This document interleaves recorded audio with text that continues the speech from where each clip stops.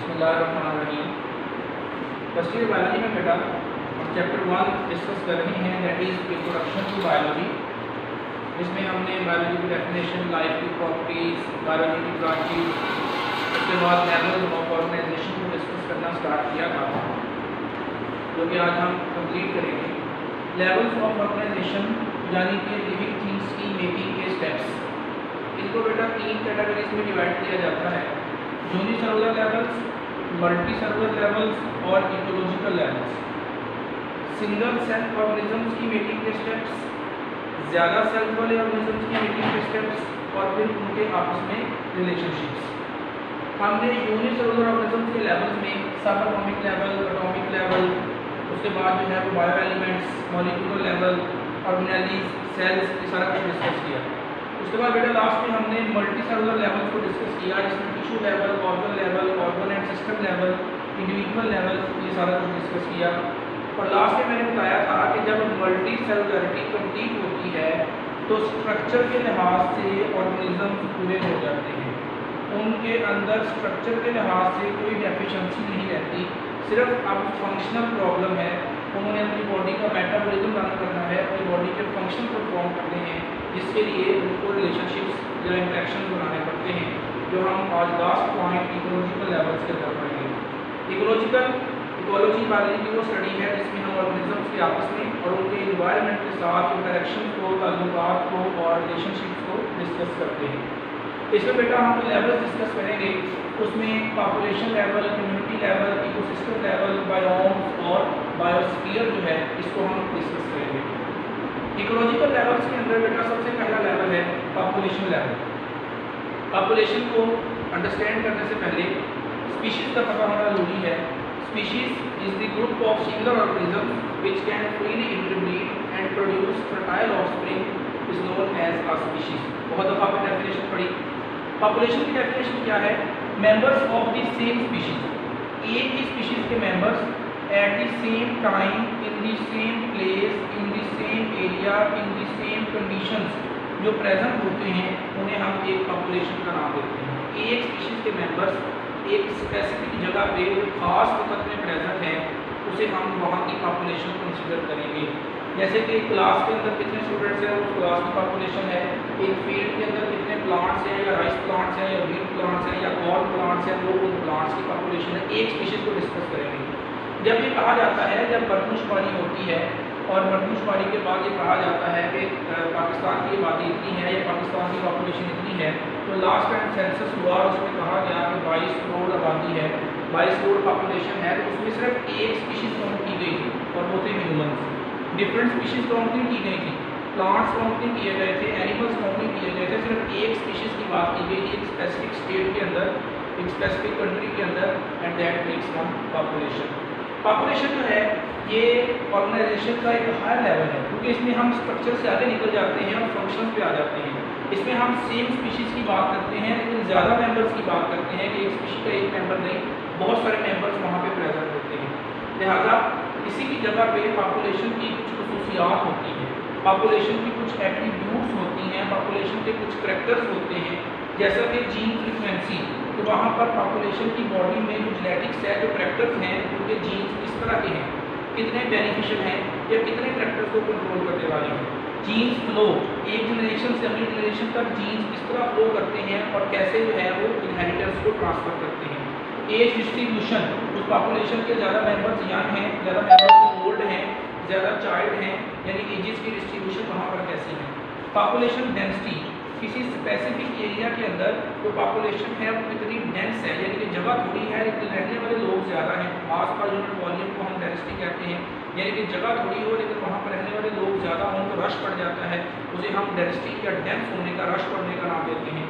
फिर population pressure, population क्या demand करती है अपनी स्टेट से, पॉपुलेशन क्या डिमांड करती है अपने एरिया से, क्या वहाँ पर फूड की सप्लाई पूरी है, क्या वहाँ पर रहने की जगह पूरी है, क्या वहाँ पर रिसोर्सेज पूरे हैं, ये सारा कुछ पॉपुलेशन प्रेशर यानी पॉपुलेशन की डिमांड्स में आ जाता है। पॉपुलेशन जो है इसके अंदर हम डिफरेंट कैरेक्टरिस्टिक्स को स्टडी करते हैं और बायोलॉजी की वो ब्रांच पॉपुलेशन इकोलॉजी कहलाती है, जिसे स्पेसिफिकली ऑर्टिकोलॉजी भी कहा जाता है, जो हम सेकेंड ईयर में पढ़ेंगे कि ऑर्टिकोलॉजी बायोलॉजी की वो ब्रांच है जिसमें हम एक पॉपुलेशन को डिटेल से डिस्कस करते हैं पॉपुलेशन के फैक्टर्स डिस्कस करते हैं उसे पॉपुलेशन इकोलॉजी यानी पॉपुलेशन की स्टडी या ऑर्टिकोलॉजी कहा जाता है। नेक्स्ट बेटा हम ऑर्गेनाइजेशन के जिस लेवल पे आएंगे वो है कम्युनिटी लेवल। लास्ट पॉपुलेशन के अंदर हमने एक स्पीशीज के मेंबर्स की बात की है, लेकिन किसी जगह पर एक स्पीशीज नहीं रहती, हर जगह पर डिफरेंट स्पीशीज प्रेजेंट होती हैं। बहुत से प्लांट्स होते हैं, बहुत से एनिमल्स होते हैं, माइक्रो ऑर्गेनिजम्स होते हैं, ह्यूमंस होते हैं, माइक्रोब्स होते हैं। तो डिफरेंट स्पीशीज जो एक स्पेसिफिक प्लेस पे रहती हैं, उसमें प्लांट्स हों, उसमें एनिमल्स हों, उसमें ह्यूमंस हों, उसमें माइक्रोब्स हों, जो कुछ भी हो, बेनिफिशियल हो, वो हार्मफुल हो, तो डिफरेंट स्पीशीज़ का जो कम्बिनेशन किसी इन्वायरमेंट में बनता है, जब हम एक स्पीशीज़ के लेवल से आगे बढ़ जाते हैं तो उसे हम कम्युनिटी का नाम देते हैं। जो डिफरेंट स्पीशीज़ के कम्बिनेशन से वजूद में आती है, जो डिफरेंट स्पीशीज़ के मिलने से वजूद में आती है। कम्युनिटीज़ के बारे में कहा जाता है कि these are the dynamic collection of organism. Dynamic mean moving, जो फिक्स ना हो, जो स्टैटिक ना हो, जो ठहरी हुई ना हो। स्पीशीज़ के अंदर एक स्पीशीज ज़्यादा भी हो सकती है, दूसरी के मेंबर्स कम भी हो सकते हैं। मिसाल के तौर पर आज किसी जगह पर 100 ह्यूमंस हैं और 50 प्लांट्स हैं, तो भी ये कम्युनिटी है, उनके डिफरेंट स्पीशीज हैं।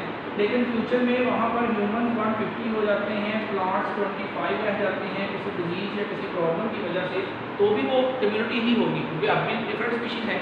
तो ये डायनामिक कलेक्शन है, जिसमें एक स्पीशीज का नंबर बढ़ सकता है, दूसरी स्पीशीज का नंबर कम हो सकता है ड्यू टू सर्टेन फैक्टर्स, जिसमें कुछ लिविंग फैक्टर्स इन्वॉल्व हैं, कुछ नॉन लिविंग यानी कि एबायोटिक फैक्टर्स भी इन्वॉल्व हैं। तो ये डायनामिक कलेक्शन है।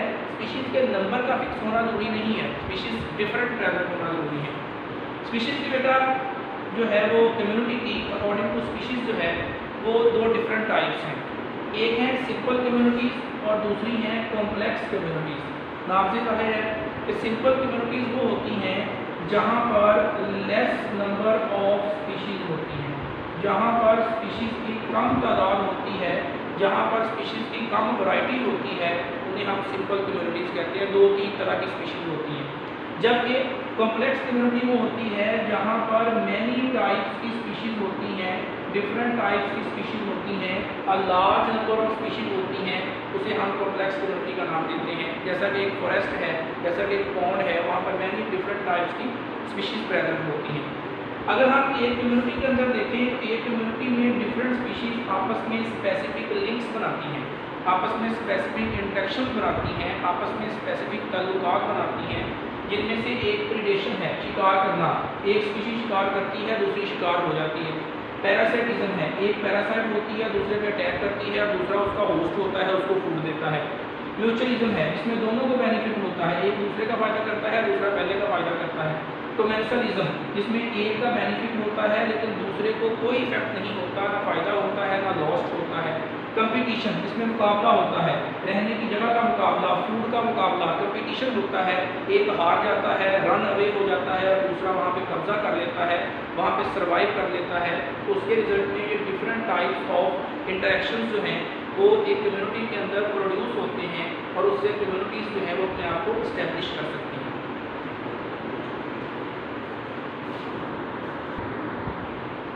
नेक्स्ट बेटा, हमने कम्युनिटी लेवल तक जो है वो सिर्फ लिविंग थिंग्स की बात की है। Till now we are discussing only living things. हमने सब एटॉमिक लेवल से स्टार्ट किया, एटॉमिक लेवल पे आए, फिर मॉलिक्यूलर लेवल पे आए, बायो एलिमेंट्स पढ़े, organelles, cell, tissues, organ system, individual, population, community. हम यहाँ तक सिर्फ लिविंग थिंग्स को डिस्कस करते आए हैं। हमने सिर्फ लिविंग्स को डिस्कस किया, लेकिन आपको पता है इस बात का, ये इन्फॉर्मेशन है, किसी भी जगह पर सर्वाइव करने के लिए, किसी जगह पर लाइफ स्पेंड करने के लिए, किसी इन्वायरमेंट के अंदर सिर्फ लिविंग थिंग्स ही इन्वॉल्व नहीं होती, बल्कि इन्वायरमेंट की अगर डेफिनेशन देखी जाए तो surrounding of anything is called environment. तो इन्वायरमेंट में बहुत सारी नॉन लिविंग थिंग्स भी इन्वॉल्व होती हैं, जो इन्वायरमेंट की स्टेबिलिटी में, इन्वायरमेंट को रन करने में, इन्वायरमेंट को स्टेबल करने में अपना प्रॉपर और बराबर हिस्सा डालती हैं। लिहाजा इन्वायरमेंट के दो फैक्टर्स होते हैं, biotic factors and abiotic factors. Living things and non living things, oxygen, air, sunlight, ये सारा कुछ जो है वाटर, ये एबायोटिक फैक्टर्स हैं। लिहाजा जब किसी इन्वायरमेंट के बायोटिक और एबायोटिक फैक्टर्स आपस में कंबाइन हो जाते हैं तो इन्वायरमेंट का जो यूनिट बनता है वो है इकोसिस्टम। अब हम लिविंग थिंग्स के लेवल से आगे चले गए हैं, उस लिमिट से बाहर चले गए हैं। लिहाजा इकोसिस्टम एक ऐसा लेवल है ऑर्गेनाइजेशन का जिसमें लिविंग थिंग्स के साथ वो नॉन लिविंग थिंग्स भी इन्वॉल्व हो जाती हैं जिनकी लिविंग थिंग्स को ज़रूरत होती है। सारी नॉन लिविंग थिंग्स इन्वॉल्व नहीं होती जो लाइफ के लिए ज़रूरी है, जैसा कि सनलाइट है वो प्लांट्स के लिए ज़रूरी है, वाटर है, इसी तरह एयर है, ऑक्सीजन है, कार्बन डाइऑक्साइड है, सॉइल है। सिर्फ वो नॉन लिविंग थिंग्स हम इसमें काउंट करते हैं, हर नॉन लिविंग थिंग के साथ हमारा लिंक नहीं है। इकोसिस्टम के बारे में बेटा कहा जाता है कि it is the self sufficient unit of environment, ये इन्वायरमेंट का खुद कफील यूनिट है। सेल्फ सफिशिएंट कहते हैं अपनी ज़रूरियात को खुद पूरा कर सकता हो। कम्युनिटी अपनी ज़रूरियात खुद पूरा नहीं कर सकती, क्योंकि कम्युनिटी के अंदर सिर्फ लिविंग थिंग्स आती हैं, नॉन लिविंग क्यों नहीं आती, अगर नॉन लिविंग तो उसका हिस्सा ही नहीं है। लेकिन इकोसिस्टम अपनी ज़रूरियात को खुद पूरा कर सकता है, क्योंकि इकोसिस्टम के पास लिविंग थिंग्स भी हैं, बायोटिक भी हैं, और इकोसिस्टम के पास नॉन लिविंग थिंग्स भी हैं। Abiotic factors of the environment भी इकोसिस्टम का हिस्सा है। लिहाजा इसके बारे में कहा जाता है कि ये सेल्फ सफिशिएंट है, सेल्फ डिपेंडेंट है, अपनी ज़रूरियात को पूरी करता है। फॉरेस्ट एक इकोसिस्टम है, पॉन्ड एक इकोसिस्टम है, क्योंकि इसमें बहुत सारे लिविंग और नॉन लिविंग फैक्टर्स होते हैं। हमारा एनवायरनमेंट एक इकोसिस्टम है, तो इसमें लिविंग थिंग्स भी हैं और नॉन लिविंग थिंग्स भी इन्वॉल्व हैं। नेक्स्ट बेटा, लाइफ को या लिविंग वर्ल्ड को दो वेज से, दो एंगल से, दो हवालों से, दो रेफरेंसेस से स्टडी किया जाता है। लाइफ को या लिविंग वर्ल्ड को दो एंगल से हम स्टडी करते हैं। एक है अकॉर्डिंग टू स्पेस, कि वो कौन कौन सी प्लेस है, वो कौन कौन सी जगह है जहाँ पर लाइफ प्रेजेंट है, और दूसरा है अकॉर्डिंग टू टाइम, कहाँ कहाँ से किस किस स्टेप से लाइफ गुजर कर आई है। आज लाइफ या वर्ल्ड इतनी बड़ी हो गई है जिसमें जगह जगह पर डिफरेंट टाइप्स के हमें इकोसिस्टम नजर आते हैं, तो ये किस किस टाइम से, किस किस प्रोसेस से, किस एवोल्यूशन से गुजर के आई है, वो अकॉर्डिंग टू टाइम है, और किस किस जगह पर प्रेजेंट है वो अकॉर्डिंग टू स्पेस है। आज हम बेटा अकॉर्डिंग टू स्पेस डिस्कस करेंगे, फिर नेक्स्ट टॉपिक में अकॉर्डिंग टू टाइम डिस्कस करेंगे। अकॉर्डिंग टू स्पेस बेटा दो चीज़ें हम डिस्कस करेंगे, बायोम्स और biosphere. Biomes, biome is a large regional community, एक नई टर्म है आपके लिए, एक बहुत बड़ी कम्युनिटी जो एक स्पेसिफिक रीजन में हो, एक स्पेसिफिक इलाके को एक्सप्लेन करे, उसका एक स्पेसिफिक क्लाइमेट हो, उसका एक स्पेसिफिक आबो हवा हो, उसकी स्पेसिफिक खसूसियात हो, उसे हम बायोम कहते हैं। एक बहुत बड़े एरिया पर फैली हुई कम्युनिटी जिसका खास आबो हवा हो, जिसके खास कैरेक्टर हो, that is called a biome. Biome को बेटा डिस्क्राइब किया जाता है वहाँ के फ्लोरा यानी कि प्लांट्स की डाइवर्सिटी के लिहाज से, और वहाँ के फाना एनिमल्स की डाइवर्सिटी के लिहाज से। Diversity of plants is flora and diversity of animals is फाना। बायोम्स के नेम्स भी इसी तरीके से रखे जाते हैं कि वहाँ पर मेजर प्लांट्स कौन कौन से हैं और वहाँ पर मेजर एनिमल्स कौन कौन से हैं। एक इम्पोर्टेंट शॉर्ट क्वेश्चन की है कि हाउ आर बायोम्स नेम, तो उसका यही आंसर है कि according to the presence of major plants and animals there. लिहाजा प्लांट्स पर डिपेंड करता है कि वहाँ पर एनिमल्स कौन से रहेंगे। क्यों? क्योंकि प्लांट्स जो है वो प्रोड्यूसर्स हैं, प्लांट्स ऑटोट्रॉफ्स हैं, वो फूड बनाते हैं, तो उस पर डिपेंड करते हुए वहाँ पर एनिमल्स सर्वाइव कर सकते हैं, तो उसी की बेस पर फिर नेम रखे जाते हैं। जैसा कि ग्रासलैंड्स हैं जो बहुत बड़े बायोम्स हैं, रेनी फॉरेस्ट हैं, टुंड्रा जहाँ पर स्नो फॉलिंग होती है, ये दुनिया के बड़े बड़े बायोम्स हैं, तो स्पेसिफिक रीजन्स को जो है वो एक्सप्लेन करते हैं। इससे बेटर हम नेक्स्ट लेवल पे जाते हैं, वो है बायोस्फीयर। बायोम्स, कम्युनिटीज़, इकोसिस्टम्स, इनको हम जमा की फॉर्म में यूज़ करते हैं, इनको हम सिंगुलर फॉर्म में यूज़ नहीं करते। लेकिन बायोस्फीयर के साथ हमेशा सिंगुलर वर्ड आता है, ये कभी भी प्लूरल की फॉर्म में यूज़ नहीं हो सकता, क्योंकि दुनिया में बायोस्फीयर सिर्फ एक ही है, बायोस्फीयर्स नहीं है, बायोस्फीयर है। इस अर्थ के टोटल 4 स्फीयर्स हैं। एक है लिथोस्फीयर जो कि पुष्टि को डील करता है, एक है एटमॉस्फेयर जो एयर को डील करता है, एक हाइड्रोस्फीयर जो दुनिया में वाटर को डील करता है, और फोर्थ है biosphere which is called as zone of life on earth. ये ज़मीन पर पूरा ज़िंदगी है, ये ज़मीन पर ज़िंदगी का, ज़मीन पर लाइफ का, ज़मीन पर हयातियात का वो हिस्सा है कि जहाँ जहाँ पर ज़िंदगी प्रेजेंट होती है। दुनिया के सारे बायोम्स, दुनिया के सारे इकोसिस्टम, दुनिया की सारी कम्युनिटीज़ जब कंबाइन हो जाती हैं तो वो पार्ट ऑफ अर्थ बनता है जहाँ जहाँ पर लाइफ है। बायोस्फीयर का ये मतलब नहीं है कि ये सारे इकट्ठे हो गए। बायोस्फीयर का मतलब ये है कि दुनिया के वो तमाम पार्ट, हवा में, लैंड के ऊपर, पानी के अंदर, जहाँ जहाँ ज़िंदगी प्रेजेंट है वो अल्टीमेटली बायोस्फीयर का हिस्सा समझा जाएगा। उनका किसी एक जगह पे इकट्ठे होना जरूरी नहीं है। ज़मीन का वो हिस्सा, एयर का वो पार्ट, वाटर का वो पार्ट, जहाँ जहाँ पर हमें लाइफ नज़र आती है या लाइफ सस्टेन होती है या हो सकती है, that is included in the biosphere. Biosphere की जो वर्टिकल लेंथ है वो 20 किलोमीटर है, that is not horizontal, vertical perpendicular length जो है वो 20 किलोमीटर है, यानी कि नीचे से ऊपर की तरफ, फैलाव में नहीं। नीचे से ऊपर की तरफ 20 किलोमीटर का एरिया बायोस्फीयर ने कवर किया हुआ है। 9 किलोमीटर बिलो द अर्थ है, यानी कि ओशंस के अंदर और सीज के अंदर हम 9 किलोमीटर डेप्थ तक चले जाए तो हमें लाइफ नज़र आती है। और 11 किलोमीटर अबव द अर्थ है, यानी कि एटमॉस्फेयर के अंदर जो है वो हम 11 किलोमीटर ऊंचा चले जाए तो हमें लाइफ नज़र आती है। बायोस्फीयर एक ऐसा स्फीयर है जो बाकी तीनों के साथ अटैच है, life in water, life in air and life on land. Biosphere एक ऐसा स्फीयर है जो तीनों मीडियम्स को टच करता है कि लाइफ वाटर में भी है, लाइफ लैंड में भी है और लाइफ मिट्टी में भी है, सॉइल में भी है।